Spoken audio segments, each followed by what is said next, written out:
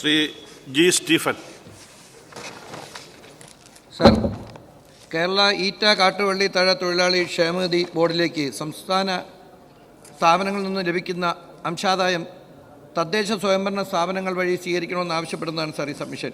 കേരളത്തിലെ പരമ്പരാഗത ഈറ്റ, മുള, കാട്ടുവള്ളി, തഴ, ചൂരൽ തുടങ്ങിയവ കൊണ്ടുള്ള ഉൽപ്പന്നങ്ങളുടെ നിർമ്മാണം നടത്തുന്ന തൊഴിലാളികളുടെ ക്ഷേമത്തിനായി 1998 രൂപീകരിച്ചതാണ് കേരള ഈറ്റ, കാട്ടുവള്ളി, തഴ തൊഴിലാളി ക്ഷേമനിധി ബോർഡ്. 1 ലക്ഷത്തിലധികം തൊഴിലാളികളാണ് ഇതിൽ ജോലിയെടുക്കുന്നത്. ഇതിലേറെയും ബഹുഭൂരിപക്ഷം സ്ത്രീകളാണ്.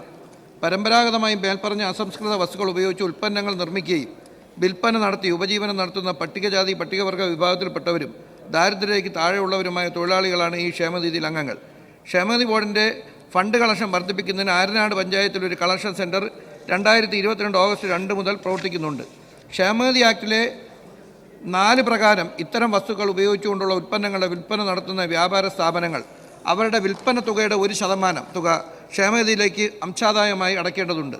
സംസ്ഥാനത്ത് അങ്കമാലിയിൽ ഒരു ഓഫീസ് മാത്രം പ്രവർത്തനമുള്ള ഈ ക്ഷേമനിധി ബോർഡിന് നിലവിൽ ഇത്തരം സ്ഥാപനങ്ങളെ കണ്ടെത്തുന്നതിനും മേൽത്തുക വസൂലാക്കുന്നതിനും പരിമിതികളുണ്ട്.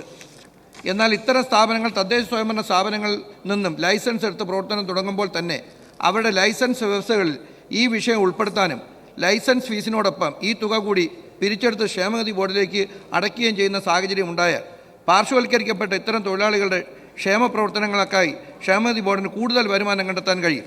പഞ്ചായത്തിൽ ലൈസൻസ് എടുക്കാൻ വരുമ്പോൾ തന്നെ മേൽപ്പടി ക്ഷേമനിധി ബോർഡിൽ 20 രൂപ അടച്ച് രജിസ്ട്രേഷൻ നടത്തണമെന്നുള്ള വ്യവസ്ഥ കൂടി ഉൾപ്പെടുത്തണം.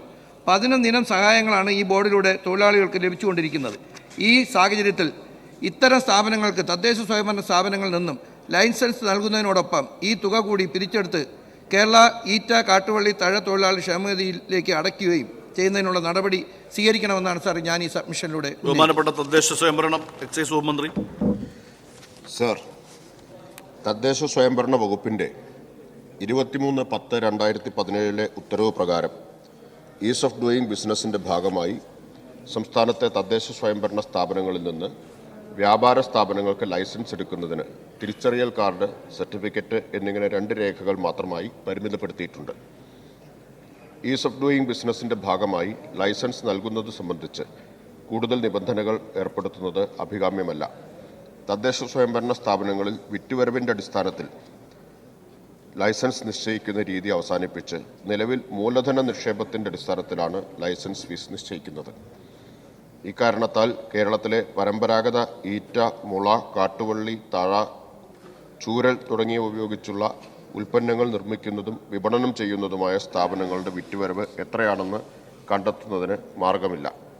അതിനാൽ വിൽപ്പന തുകയുടെ 1% ക്ഷേമനിധി ഇനത്തിലേക്ക് അംശദായമായി കണ്ടെത്തുന്നതിന് പ്രായോഗിക ബുദ്ധിമുട്ടുണ്ട്.